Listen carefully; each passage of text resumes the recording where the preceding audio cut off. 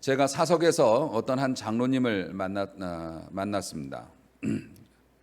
그 장로님은 정치적으로 명망이 높은 고위직에 계신 분이고, 그리고 어려서부터 대형 교회에서 성장을 하면서 엄격한 신앙의 교훈을 따라서 그렇게 살아오신 분이시고, 현재에도 겸손하게 하나님을 섬기면서 충성하는 큰 일꾼으로 알려진 유명한 분이셨습니다.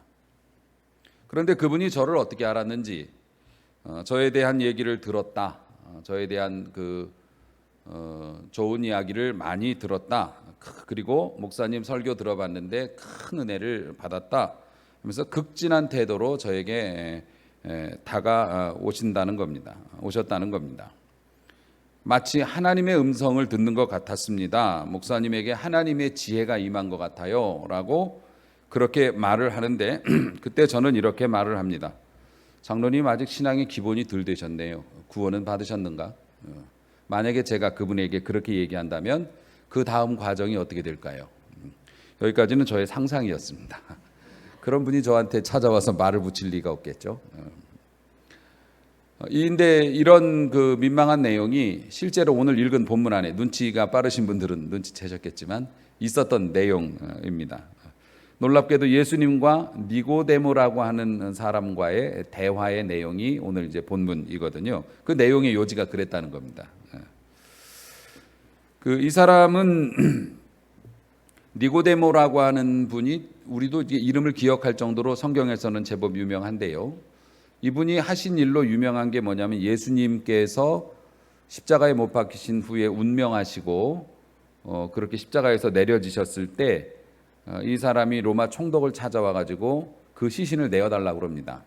그래가지고 자기가 거액의 돈을 들여서 향료를 사가지고 이 사람이 모략과 침향을 섞은 100근 정도를 이렇게 기부해가지고 아주 예를 갖추어서 예수님의 시신을 이제 모셨던 그런 사람이에요. 사실 그것은 돈 문제가 아니라 정치적으로 굉장히 민감한 사안이었는데, 이 사람이 자신에게 올 피해를 두려워하지 않고 이제 그런 일을 했다, 이런 것으로 알려져 있고, 그리고 엄격히 유대교를 신봉하는 바리새파 사람이에요. 그러니까 바리새인이었다는 거죠. 또 하나 오늘 본문에도 나옵니다만 유대인의 관원이었다, 이렇게 돼 있어요. 이 관원이라는 게 산헤드린 공회의 회원을 말하는데요. 당시에 산헤드린 공회의 회원이 71명이에요. 우리나라로 따지면 국회의원이에요. 지금 이 사람이 국회의원급의 그런 지도자였다는 겁니다. 그런데 이런 고위층에 있으면서도 당시에는 굉장히 아웃사이더일 수밖에 없었던 예수님, 눈으로 보기에도 그렇고 평판도 그렇고, 그런 예수님을 찾아와서 선생님, 랍비어라고 이렇게 얘기했던 거는 보면 상당한 인격의 소유자였던 것으로도 보여집니다. 그러니까 이 사람은 정통 랍비였어요. 선생님이었죠. 랍비였기 때문에 당시의 랍비는요, 종교적인 어떤 재판에 있어서도 영향력을 행사했고, 형사사건, 그런 사건의 재판에 있어서도 재판관으로 임명을 할 정도로 당시의 랍비는 사회적으로 지도층이었고 존경받는 사람이었어요. 그런데 그런 고위층이 찾아와서 예수님께 아주 극진하게 예수님을 칭찬하면서 좋은 이야기를 한 거잖아요. 소문 많이 들었습니다. 선생님의 가르침이 하나님의 음성 같습니다. 제가 은혜를 많이 받았습니다. 이렇게 갖고 인사를 하는데 예수님의 반응이 아직 멀었네, 구원은 받으셨는가? 이렇게 대답이 나왔다는 거예요. 여러분, 지난주에 우리가 무슨 설교 들었는지 기억나세요? 여러분의 눈을 이렇게 바라볼 때마다 저는 진짜 희망을 느껴요. 아무것도 모르는구나. 계속 같은 설교해도 모르겠구나. 지난주에는 사마리아 여인 얘기했잖아요. 사마리아 여자와의 대화를 이제 하면서 그때는 사실 예수님께서 그 사마리아 여자하고 딱 맞닥뜨렸을 때 사실 예수님이 찾아가신 거지만 되게 부드럽게 시작했어요. 물 한 잔 줄 수 있겠소? 이렇게 부드럽게 시작하고, 그리고 예수님의 태도도 부드러웠지만 예수님이 그 여자한테 말 붙였다는 것 사실 자체가 굉장한 파격이었다고 말씀을 드렸잖아요. 그렇게 해서 그 열린 자세로 이 여자를 놀라게 했고, 영적인 문제까지 아주 심도 있게 이렇게 하셔서 그 여자의 마음을 이끌어내셨단 말이죠. 그런데 이 여자는 사실 행실이 아주 안 좋은 여자일 수밖에 없었고, 남편이 5을 바꿔치고 이번에 6번째 살고 있는 남자도 자기 남자가 아니라고 하는 걸 보니 이거는 부부의 세계는 왔다가 명함도 못 내밀고 간단 말이에요. 그런 수준을 살았던, 그런 가치관을 가졌던 여자는 그렇게 부드럽게 대하시는데, 엄격한 종교적인 율법을 따라서 하나님을 섬기고 세상에서도 착한 마음을 가지고, 이 사람 착한 사람이잖아요. 니고데모는 착한 마음을 가지고 좋은 일을 이렇게 하면서 살아가는 종교 지도자한테는 아주 강력하고 직선적인 모습으로 대하신단 말입니다.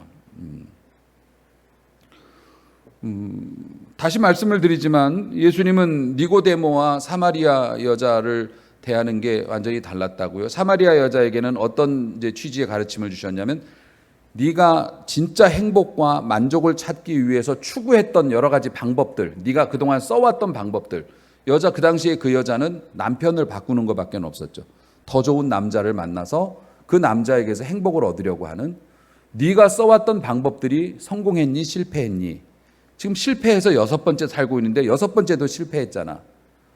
세상이 그렇게 네가 얻으려고, 행복을 얻으려고, 만족을 얻으려고 네가 세상 것들을 잡지만, 그것들은 이 한 잔의 물처럼 마시면 금방 목마를 것이지만 영원히 목마르지 않는 것이 있다. 영원히 목마르지 않는 생수를 너에게 줄 수 있다. 누가? 내가 곧 메시아이니까 라고 예수님이 정체를 밝히시면서까지 그 여자를 이끌어내셨잖아요.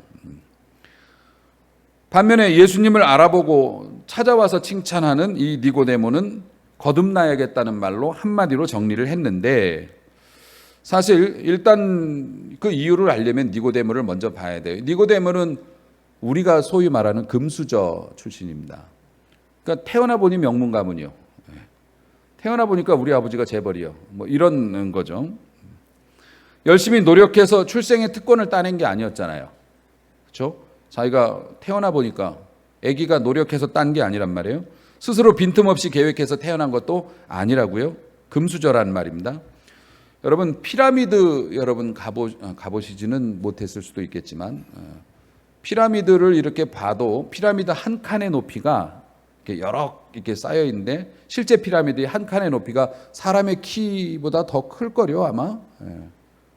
아마 사람의 키보다 더 높을 겁니다. 만약에 여러분이 그 피라미드를 올라가라고 한다면, 특별한 도구 없이 피라미드를 올라가려면 올라갈 수는 있겠지만 무지하게 힘들 거예요. 내 키보다 더 높은 거를 그냥 수도 없이 올라가야 되니까요. 끊임없이 올라가야 되니까 한 칸을 올라갈 때마다 아마 기진맥진할 겁니다. 못 올라가는 사람도 많을 거고.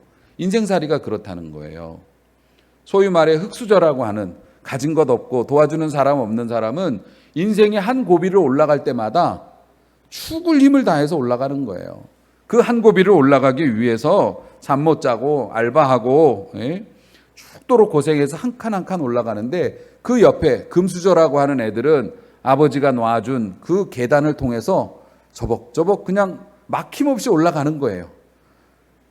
갖지 못한 사람들은 죽도록 올라가다 중간에서 포기하기도 하고 굴러떨어지기도 하는데, 금수저들은 아버지가 놔준 그 작은 계단을 통해서 그냥 높은 피라미드를 거침없이 올라가요. 사실 니고데모는 게다가 성품도 착했어요. 재벌집 아들이 성품도 착하네. 이거는 그래서 드라마의 주인공들이 그런 게 있잖아요. 성품도 착해가지고서 하나님을 알고 하나님을 섬겼어요. 열심히. 바리새인이었지만 열심히 하나님을 섬겼어요. 엘리트 코스 밟아서 정치인도 됐어요. 그는 어려서부터 착했고 능력이 있었고 좋은 가문이었고 엘리트 코스를 밟았고 유명한 정치인이 됐고 사회에 기여도 했고 많은 사람을 이끄는 지도자가 됐어요. 그런데 예수님의 판단에 따르면, 그런 그 사람을 예수님이 어떻게 보셨냐면, 능력 있고 가문 있고 착하고 종교적으로 흠잡을 수 없는 사람인데 구원은 못 받았어. 예수님은 너에게 구원이 없다라고 말씀하셨어요. 네가 거듭나야 되겠다는 건 지금 거듭나지 못했다는 거잖아요. 너에게 지금 구원이 없다라고 말씀하시는 거예요. 명문고등학교, 명문 중에 명문이라는 경기고등학교 졸업하고 서울대학교 입학해서, 물론 중간에 그만두기는 했지만 뭐 자기가 공부 못해 그만둔 것도 아니고, 서울대학교 그렇게 졸업했고 그렇게 입학했었고 공부했었고, 사법고시 패스해가지고 검사 1년 하고 또 변호사로서, 그것도 인권 변호사로서 활동을 열심히 했고, 선출직 공무원으로는 대통령 말고 2인자라고 하는, 사람들이 투표해서 뽑아준 공무원들, 임명직 말고 선출직 공무원으로는 대통령 바로 아래라고 말할 수 있는 서울시장을 10년 동안, 그것도 선거를 3번을 이겨가지고 10년을 역임했어요. 그런 사람이나 그거에 버금가는 스펙을 가지고 도덕성과, 더군다나 도덕성도 신앙도 흠잡을 수 없었던 니고데모나, 길거리의 노숙자나 5명의 남편을 갈아치우고 6번째 자기 남편이 아닌 사람하고 살고 있는 여자나, 하나님이 보실 때는 똑같이 잃어버린 존재로 보신다는 거예요. 하나님이 보시는 것은 그의 영혼이에요. 그의 스펙이나 과거의 어떤 업적이 아니에요. 하나님이 우리를 보시는 것은 영혼이에요. 너의 영혼을 되찾고 싶다라고 하나님이 말씀하시는 거예요. 그래서 사람들의 불만이 생기는 거예요. 우리가 그런 얘기 많이 듣습니다. 아니, 교회는 말이야, 왜 이렇게 죄인이라고 자꾸 몰아붙이냐고. 우리 아버지는 자기들보다 더 깨끗하게 사셨어. 우리 아버지는 교회만 안 다녔지 지금 교회 다니면서 남의 갯돈 떼어먹는 니들보다는 훨씬 낫다고. 지금 너희들이 살고 있는 삶보다 훨씬 도덕적인 삶을 내가 살아. 그런데 왜 자꾸 죄인이라고 해? 그냥 그대로 살면 지옥 간다고. 니들이나 잘해. 비호감이 아주 그냥. 이러는 분들이 있어요. 그러니까 교회에서 말하는 그 죄인이라고 자꾸 정죄를 하는 것에 대해서 일반인들은, 나는 죄 짓지 않았어. 나는 남에게 못할 일 안 시켰어. 근데 왜 자꾸 죄인이라고 몰아붙이나? 왜 착한 사람들은 죄인이라고 하나? 왜 니고데모 같이 살아온 그런 흠없는 사람한테 왜 죄인이라고 하나? 사마리아 여자한테 죄인이라고 하는 건 내가 인정한다. 근데 니고데모가 왜 죄인이고 내가 왜 죄인이냐고 라고 반문을 해요. 사실 우리가 죄인이라고 말하는 것은, 사실 이제 우리가 그런 반감을 갖는 이유가 죄에 대한 우리의 이제 이해가 좀 달라서 그래요. 좀 배우면, 못 배워서가 아니라 성경적인 원리를 알면, 우리가 이제 우리 같은 경우는 수긍하지만 뭐 교회 안 다니신 분들은 이제 그런 거를 아직 접할 기회가 없었으니까 이해를 해드려야 돼요. 어쨌든 우리가 죄인이라고 말하면 사회적으로도, 또 우리 믿는 사람조차도 도덕적이나 법적으로 문제가 있는 사람이 죄인이다라는 생각을 해요. 국어사전에도 그렇게 나왔어요. 죄인의 사전적인 정의예요. 이거는 여러분 성경 말씀은 잘 안 믿어도 네이버에서 검색했다 그러면 믿잖아요. 그러니까 잘 들어보세요. 이거 네이버에서 찾은 거예요. 죄인의 사전적인 정의가 뭐냐면, 죄의 양심이나 도리에서 벗어난 행위, 양심이나 도리에서 벗어난 행위, 잘못이나 허물로 인해서 벌받을 만한 일, 벌어진 벌받을 만한 일, 이런 걸 죄라고 그래요. 자, 이 두 가지가 뭐냐면, 사전적인 죄의 의미는 뭐냐면 행위예요. 행위. 그런 행동, 벌받을 만한 일을 했을 때 이걸 죄라고 그래요. 그러니까 법원에서도 마찬가지고, 행동이 없으면 죄가 아니야. 처벌이 안 돼. 마음속에 있는 생각만 가지고는. 그런데 사실 그런 행동은 죄의 열매이지 죄의 본질은 아니에요. 죄가 있기 때문에 그런 행동이 나오는 것이겠죠. 그럼 죄라고 하는 게 뭐냐? 하타트라고 하는데, 성경에서 유명한 말씀이죠. 성경이 말하는 죄는 하타트라는 단어를 쓰는데 관역을 벗어났다예요. 명중시키지 못했다. 그럼 그 관역이 뭐예요? 하나님의 뜻이에요. 우리는 하나님의 말씀이라고 하죠.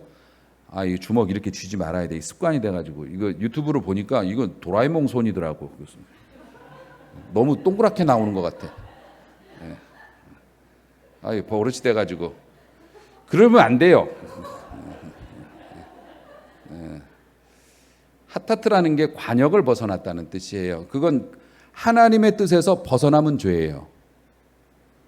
우리는요, 남의 것을 훔치거나 빼앗거나 이러면 죄라고 얘기하는데 성경은 그 죄의 범위가 더 광범위해요. 그러니까 엄마 말 안 들으면 다 죄야. 아버지 말 안 들으면 다 죄야. 그러니까 성경은 더 엄한 게 뭐냐면 죄가 있으면 하나님의 나라를 못 간대요. 죄도 큰 죄 있고 작은 죄 있잖아요. 그런데 큰 죄나 작은 죄나 똑같이 보신대요. 억울하죠. 사람 죽인 거하고 물건 훔친 거하고 똑같이 볼 수는 없잖아요. 그런데 하나님 앞에서는 죄가 있는 자는 무조건 천국에 못 들어와. 흠이 있는 자는 못 들어와. 이렇게 말씀하셔요. 그런데 다행히 예수 그리스도께서 우리를 위하여 죽으시고 피 흘려주심으로 하얀 옷을 입혀주셨어요. 흰옷 입은 자들, 우리가 속으로는 피범벅이지만, 죄의 범벅이지만 예수 그리스도의 그 공로를 은혜로 감쌌어요. 은혜의 보자기로 감싸서 우리를 그렇게 천국으로 데리고 들어가세요. 할렐루야. 그래서 우리같이 오늘도 죄를 짓고 회개하면서도 내일도 죄를 꿈꾸고 있는 사람들에게도 희망이 있는 이유예요.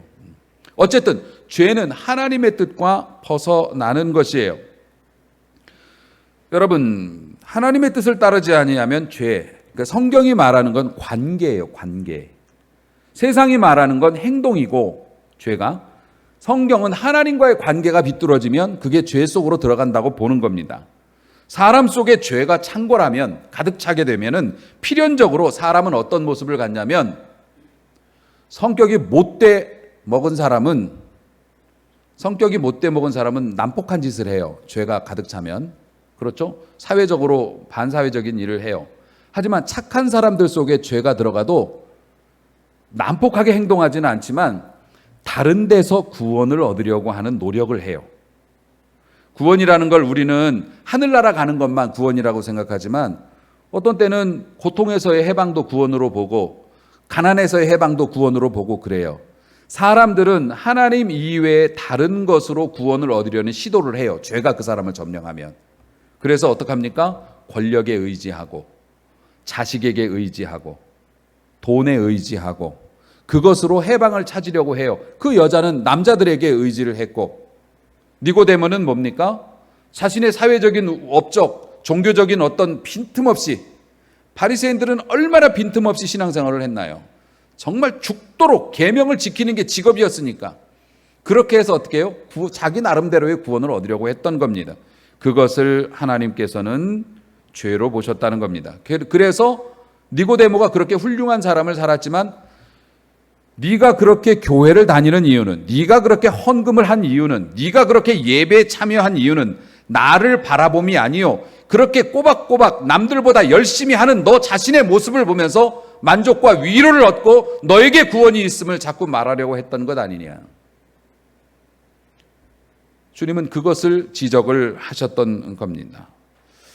사랑하는 성도 여러분, 신앙인들이, 아니 종교인이라고 말해야 더 정확하겠는데 늘 우리는 입버릇처럼 하나님을 의지한다고 말해요. 실제 우리가 간음이나 강도질을 하지는 않지만은 마음의 교만과 독선과 우리 스스로 가지는 불안감, 하나님을 온전히 의지하지 못하는 데서 나오는 그런 불안감, 또 시기, 멸시, 그런 것들 때문에 우리 주변 사람들이 그 신앙인이라고 하는 사람 때문에 얼마나 비참해지는지 몰라요. 주님은 니고데모를 그런 사람 중 하나로 본 거예요. 열심히 종교 생활은 하지만 그 마음에 있는 불안감, 독선, 멸시, 질투 이런 것들을 바라보셨던 거예요. 그런 의미에서 본다면 주님이 보실 때는 니고데모보다는 차라리 사마리아 여자가 덜 굵은 가지인 거예요.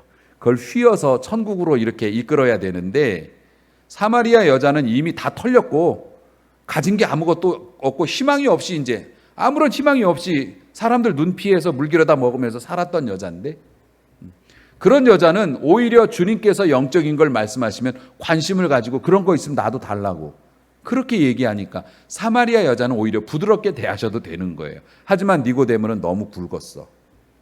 자신이 가진 게 많았고 자신의 의의가 너무 가득 찼고 자신이 의인이라고 생각하고 있으니까 예수님은 직설적으로 해서 깨트릴 수밖에 없었다는 것입니다.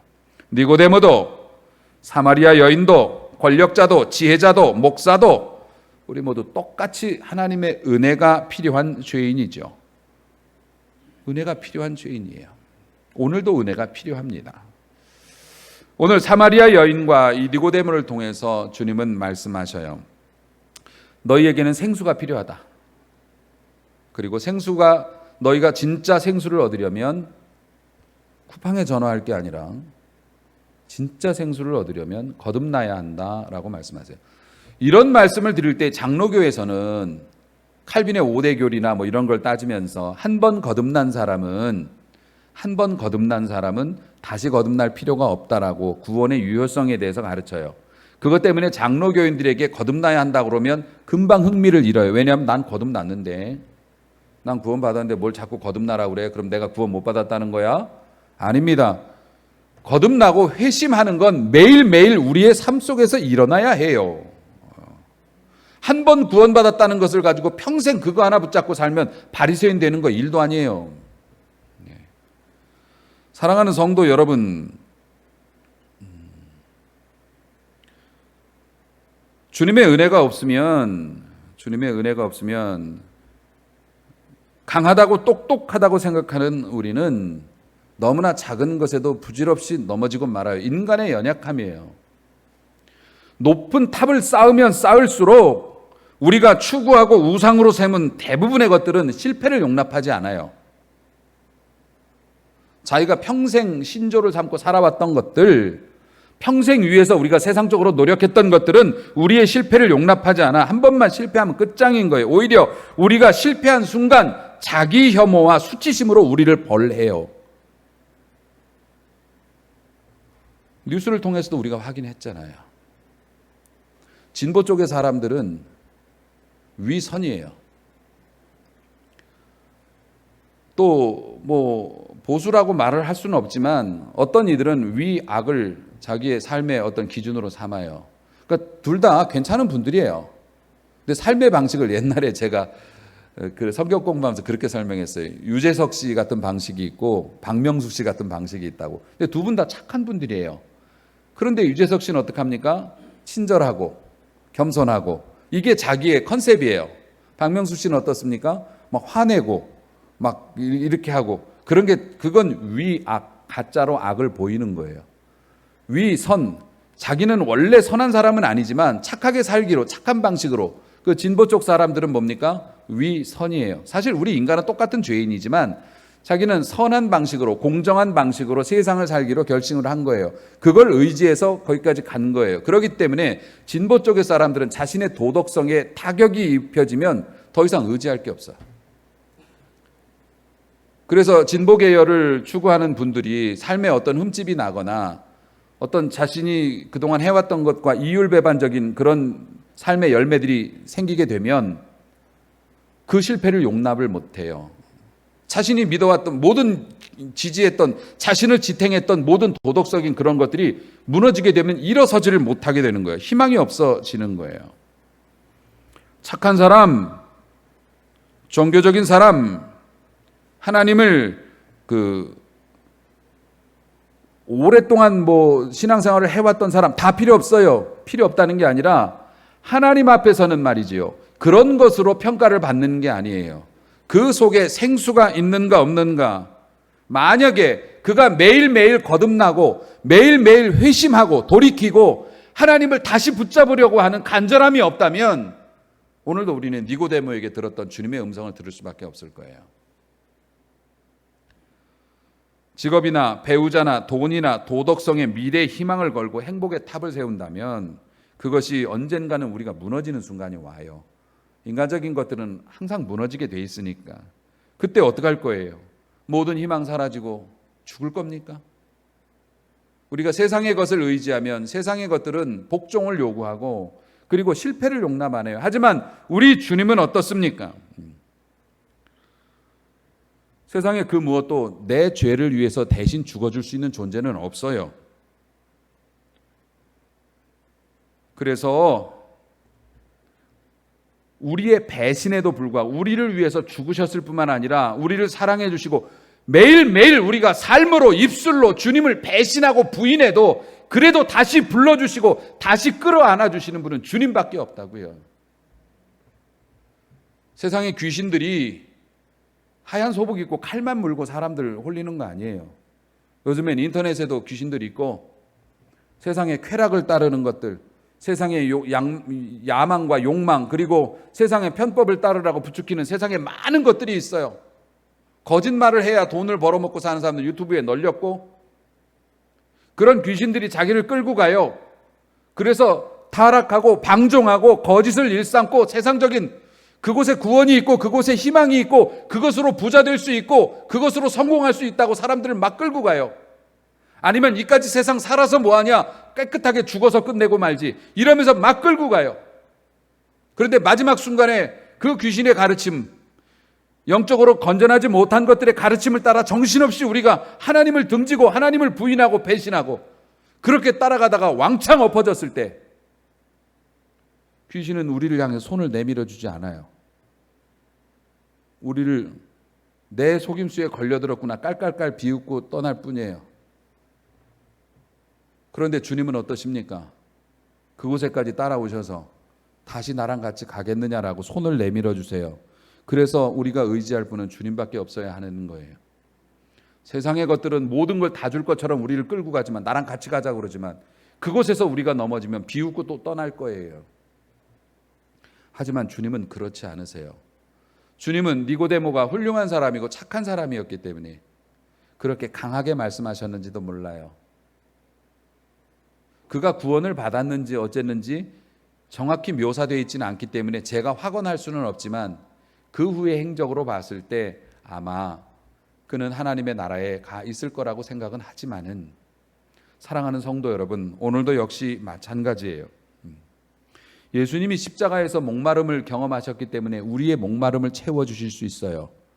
예수님께서 제자들로부터 시작해서 가장 가까이 했던 제자들로부터 자기를 지지했던 모든 사람이 한꺼번에 등 돌리고 심지어 자기를 저주하고 가장 아꼈던 베드로조차도 욕설을 섞어가면서 나는 점을 알지 못한다라고 그런 말까지 들으셨기 때문에 배신당한 우리를 도우실 수 있어요. 그런 말씀을 듣고도, 그런 배신을 당하고도 하나님의 뜻을 따라서 하나님의 역사를 온전히 이루셨기 때문에, 십자가의 대업을 이루셨기 때문에, 예수님은 몸이 찢어지고 살이 터져나가는 고통을 겪으셨기 때문에 우리의 질병도 감당하실 수 있어요. 예수님은 우리가 겪고 있는 모든 아픔을 다 겪으셨기 때문에 우리의 모든 어려움과 아픔을 다 알고 감당하실 수 있어요. 그래서 니고데모도 나오고 사마리아 여인도 나오고 오늘 이 말씀을 듣는 너희도 다시 내게로 나오라. 네가 손에 쥔 것을 내려놓고 나에게 나오라. 사랑하는 성도 여러분, 말씀을 맺는 예화로는 좀 이렇게 어떻게 생각하실지 모르지만 원숭이 사냥법이라고 유명하잖아요. 그 옛날부터 조그만 통 속에 손 간신히 들어갈 만한 구멍을 뚫어놓고 그 속에 원숭이가 좋아하는 열매를 가득 넣어놓고, 원숭이가 와서 머리 좋으니까 손에다 구멍에다 손을 넣어가지고서 이걸 움켜쥐었는데 그때 막 큰 소리를 내면서 쫓아가면 원숭이가 도망을 못 가고 잡힌다는 거 아닙니까? 왜 그럴까요? 곡식을 움켜쥔 이 주먹을 못 풀어서, 또 주먹 쥐었네. 손을 못 풀어서. 그걸 내려놓으면 손 빼고 도망갈 수 있는데 그 위험한 시기에 그거 가져가려고 소리 지르면서도 이걸 못 놔서, 주님은 오늘도 니고데모를 통해서 우리에게 말씀하시는 거예요. 내가 거듭나야 하겠다. 네 삶에서 이것을 돌이키면 훨씬 더 많은 자유가 있을 것이다. 너는 무엇을 너의 구원자로 삼고 있는가? 말로는 하나님이라고 하지만 행동으로는 세상의 가능성, 업적, 공부, 자격증, 졸업장, 사람. 사랑하는 성도 여러분, 우리가 그렇게 큰 죄를 짓고 사는 것은 아니지만 그러기에 주님은 우리에게 더 아프게 말씀하시는 거예요. 니고데모처럼 우리는 하나님 앞에서 작은 것들만 돌이켜도 하나님의 은혜를 많이 받을 수 있는 구원받은 백성들이에요. 오늘도 내가 거듭나야 하겠다는 말이 니고데모에게 하신 말씀이 아니라 나에게 하신 말씀이라고 받아들이는 은혜가 있기를 소망을 합니다. 사랑하는 성도 여러분, 이제 우리에게 구원을 줄 수 있다고 속이는 세상의 것들로부터 돌이켜서 우리 주님 앞으로 주님의 마음을 헤아리고 주님의 뜻을 따르려고 하는 작은 결단이 여러분의 속에 있기를 소원합니다. 그랬을 때 자기를 배척하던 사람들에게 달려나가서, 자기가 피하려고 했던 사람들에게 달려나가서 보라, 내가 메시아를 보았다라고 외쳤던 사마리아 여인의 그 기쁨이 우리의 삶에도 임하게 될 줄로 믿습니다. 코로나이다, 경제적인 어려움이다, 사람들이 다 움츠러들고 미래에 대해서 불안감을 가지고 있지만 살아계신 하나님은 코로나보다 더 크시고 경제적인 문제를 해결해 줄 수 있는 분이시고, 우리가 살아갈 수 있도록, 우리가 우리의 자녀들과 함께 하나님을 온전히 섬길 수 있도록 능히 역사하실 분이라는 것을 믿고 어려울수록 더 주님 앞으로 돌아가는 그러한 회심의 역사가 오늘 말씀을 듣는 우리 사랑하는 성도들뿐만 아니라 이 땅에 사는 그리스도인들에게 더 많이 일어날 수 있기를 주님의 이름으로 축원합니다. 기도하십니다.